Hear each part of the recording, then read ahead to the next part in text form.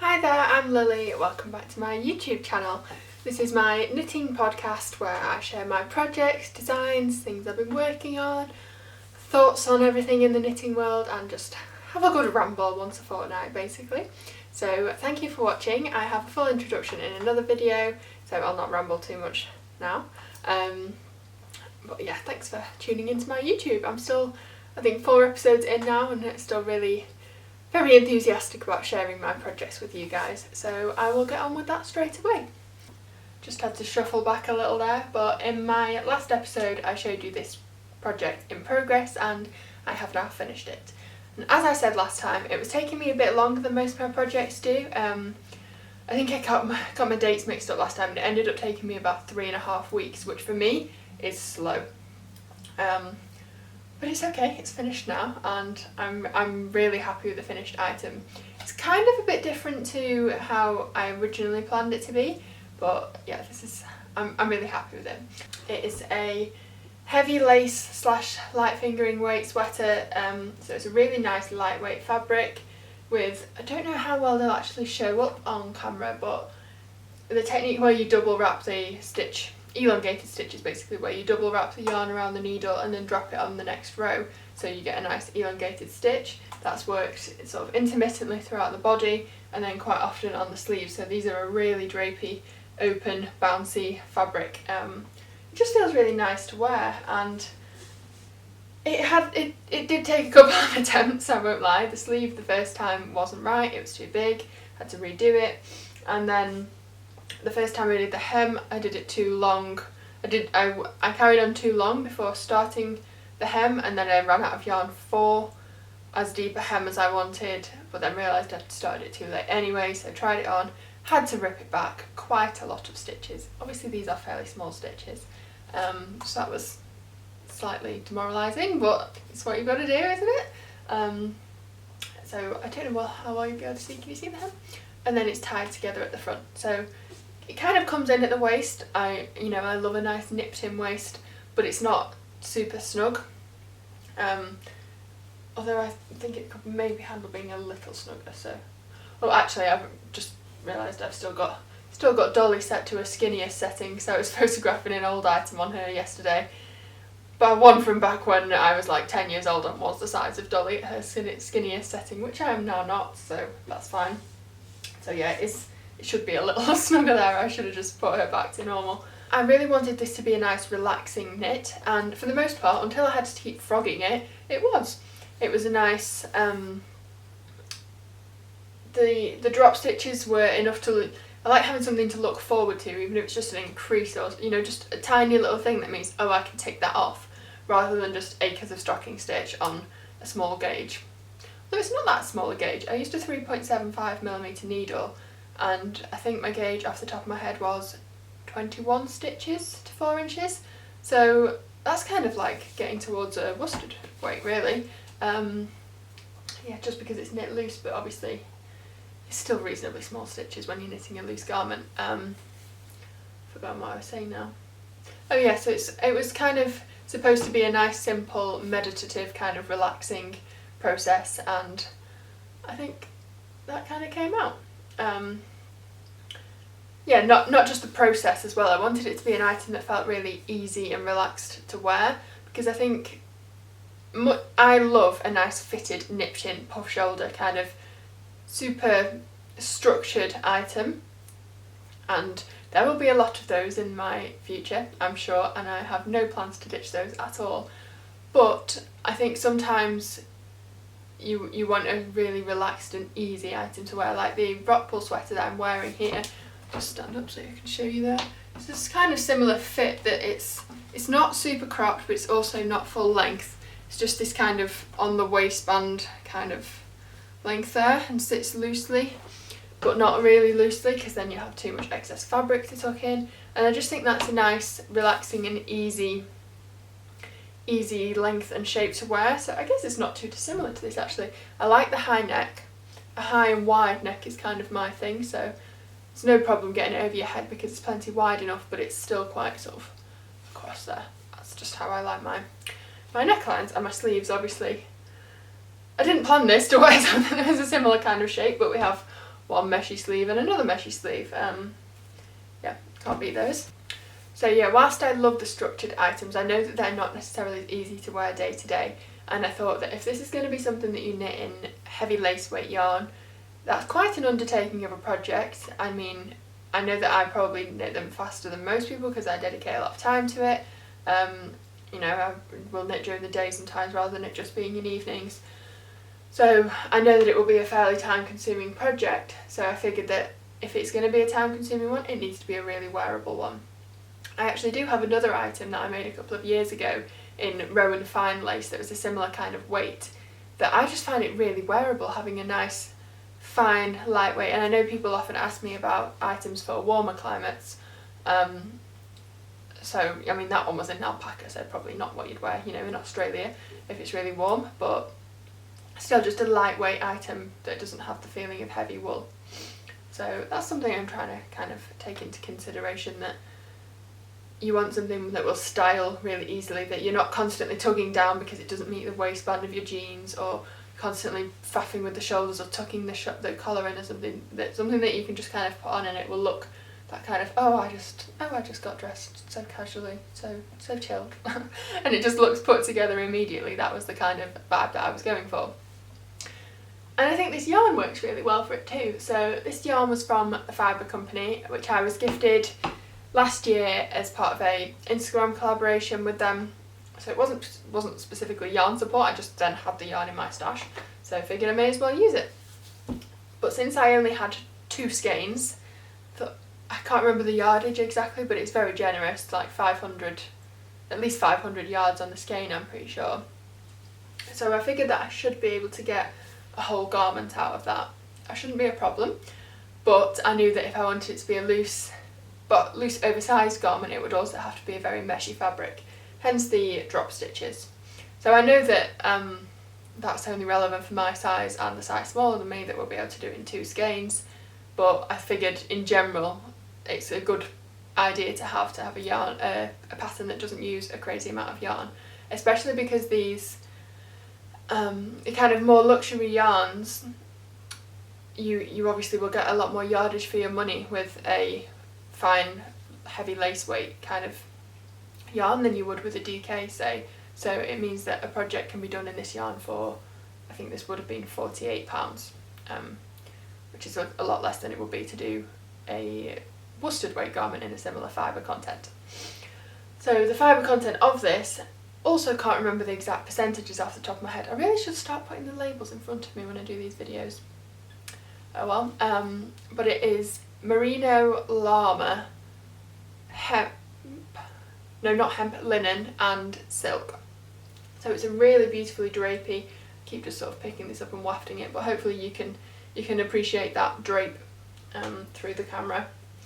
It was really lovely to knit with. I really enjoy these kind of linen-y, hempy yarns where you get the white, I just found on there, the long white fibres and the occasional twig. I like it, I just think they feel really nice and rustic, but the silk and the merino keep it still really soft, and it's not too hard like some linens can be. So it was a joy to work with. The colourway is called Red Clover. One thing about it, when it was wet, it absolutely stunk. I blocked it outside for most of the first day because we had sunny weather, but yeah, wet llama. That's a funny smell, but anyway, it smells perfectly fine now, so that's fine. Yeah, I'm really happy with that one. And after, in my last video, I spoke about the crop top that I made that had been a test in terms of grading. It was a challenge. This has felt like a breeze after that. I've not finished the grading yet, but being a nice drop shoulder, it's a method that, you know, I really know what I'm doing with it. It's reasonably easy to grade. So yeah, I'll be working on that this week and sharing a testing call, I'm sure, at some point in the next week, hopefully. So yeah, that's the latest one off my needles. So now I shall show you a couple of things that are on my needles. I tell a lie slightly that these are not my needles, these are technically my mum's needles. So she, I think I mentioned last time, is knitting a black version of the one that I want crop top. Showed that in my last episode. It's a garter stitch sideways worked crop top with short row bust darts and side darts and all sorts going on. So it's currently being tested by plenty of other people, but I really wanted one in black too. So my mum's knitting this. Well, I've done the last few rows. I've kind of flicked between. We have very similar gauge, so we can do that. You can't really see much, it just looks like a black blob, so there's not much point in me showing you anything there. But the reason for using this particular yarn was that A, I really wanted a black version and we had this black yarn, and B, the yarn I used in my original version was a cotton acrylic blend, 60 cotton, 40 acrylic, and it was a really bouncy, plump yarn. But I know that, especially now that I've been talking to test knitters, different yarns that are technically DK and have even a similar fibre content can have a really different texture, and a lot of people have asked me, oh, could it work in 100% cotton? And I mean, in theory you can knit it in whatever, but I thought, if it's because it's very fitted around here and it needs that negative ease, and often with cotton, if you put too much negative ease, it then comes out of shape, especially with a fabric like garter stitch that has a lot of stretch. So I was kind of reluctant to say, yeah, go ahead, it'll be perfect, when it may not be, and I don't want people to invest the time in making something that doesn't keep its shape very well. However, if my mum knits one for me, I will wear it anyway. So that can kind of be a test run, that even if it only ends up being worn in the house, I mean, where else am I going now anyway? But I'd rather test it myself, in-house, whatever, my mum, than recommend someone else go out and buy yarn that may or may not work. So we're kind of giving it a trial run there. Let's show you taking shape. It's this sort of odd shaped, maybe you can see the start of that there, it kind of comes around there. So yeah, test knitters are working through that.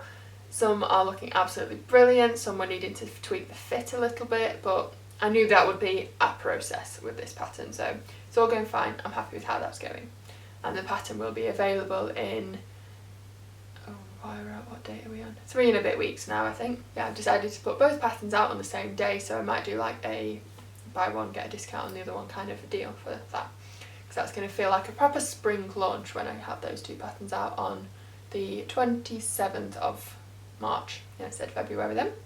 That'll be my pink one cardigan and the one that I want cropped top. So that is enough about that. Currently on my actual needles is the project that in my last episode I showed you some yarn, some felted tweed and kid silk haze that I just bought, and asked, should I use this next or should I do a short sleeved navy top? And pretty much everyone said the short sleeve navy top, so I don't know whether that means that you don't like the kid silk haze and the tweed, or just that this is what I should do first. But yeah, it was a pretty resounding answer for this one. So I only started this, ooh, we're twisted, 1 second.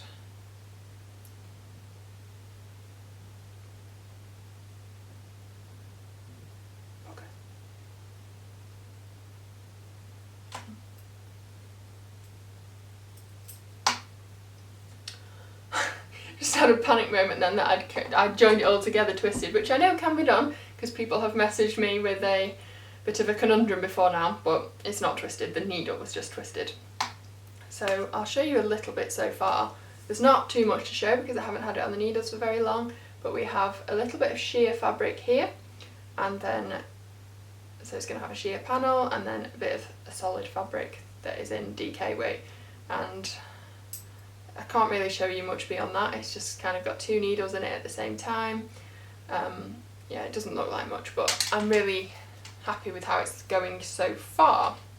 So the yarn that I'm using was another that was very kindly sent to me as yarn support from a brand. So this is Shibui Knits Haven, which is 80% extra fine merino and 20% cashmere. So Shibui very kindly sent me the full range of their summer yarns last year to choose if there were any that I wanted to design in. And I figured that yes, I would very much like to do so. They're very luxurious yarns that it would be really a pleasure to work with. So I said yes to that, but I made sure that I kind of chose yarns of their range that weren't the most obscure ones, because they do have some really unique blends of linen and paper and silk, different types of silk and all different things like that. that I thought that might make it quite limiting design wise if I make something that has to be done in that particular paper yarn. So I decided to go for their Haven and Silk Cloud yarns. I don't know why I keep holding this up, it's just like a little spindly thing. Which are like I said, a DK weight merino cashmere and then a lace weight, it's in the cake, I don't have the label, 60 mohair, 40 silk here, so good old silk mohair that I love so much. Both in the shade Suit, which I don't know if you would call it a navy actually, or if it's more of sort of a deep royal blue. Either way, I love it, and navy seems to be very popular because lots of you guys sounded very enthusiastic about the navy, and it has been on Instagram too, so that's really nice and I'm really enjoying working with it. Hopefully that'll be quite a quick project. When I wrote down my list of I'm going to knit this, this and this, and I guessed how long things will take, I think I guessed a week for this, which now that I've started I'm thinking was maybe slightly ambitious. Let's maybe call it 10 days. But we'll see how I get on, because I have had to rip it once already. It seems to be a running theme lately that I have had to rip back a section of probably the last 3 or 4 garments. I've had a few that have just been cast on, whiz through, smooth sailing, no frogging, but it's just part of the deal, isn't it, that you have to frog a lot. So yeah, I started this one on a 3.75mm needle. That's what I swatched with months ago, and then for some reason once I actually started knitting it I thought, no, this fabric's not quite right. So I find that often happens, that I'll like something in a swatch and it's only when you kind of see it in context with the short rows and the whatever, and it's a bit bigger than your swatch or something, that you realise actually no, this isn't quite right. Which is one of the many reasons that I think I have found it impossible in the past and don't think I would want to in the future, kind of just hand over designs being like, here's a sketch, here's the swatch, write up the pattern, which is the way that a lot of yarn companies do work.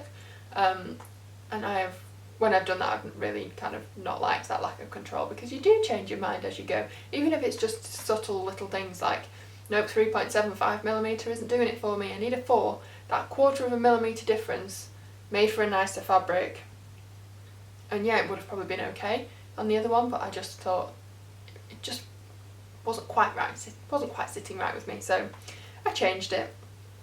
I don't know why I keep lifting this up.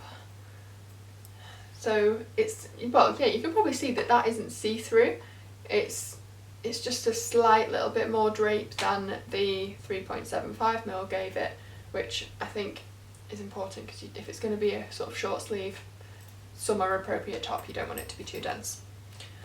So hopefully I will have a finished object there to share with you next time, and I don't think I have anything else to share today. This did take me a while, as I said, so that's pretty much all I've been doing over the last fortnight. I'll be finishing writing that up soon, and another of my tasks that will give me nothing to show for it, but I feel like I need to do, is going back and reformatting my old patterns. So I don't know how many of you here have knitted any of my patterns. I know some have, so thank you very much. But I recently kind of switched over from doing all my formatting in Word to doing it in InDesign and doing everything kind of properly.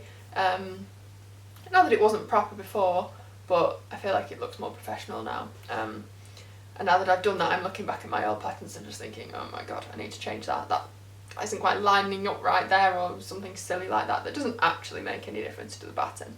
But I feel like, particularly with my older patterns that are still popular, you know, they're still selling patterns every single day, so I want that to be a product that I'm more proud of.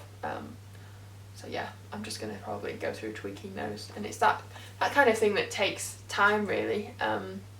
I don't know whether you would consider that a worthwhile thing to do, or whether that's just me being a bit silly. But yeah, that's on my task list for this week, and I have nothing to show for it other than a load of new PDFs. But anyway, it'll be worth doing. So thank you so much for watching. I can't wait to share some more projects with you in the future. See you soon!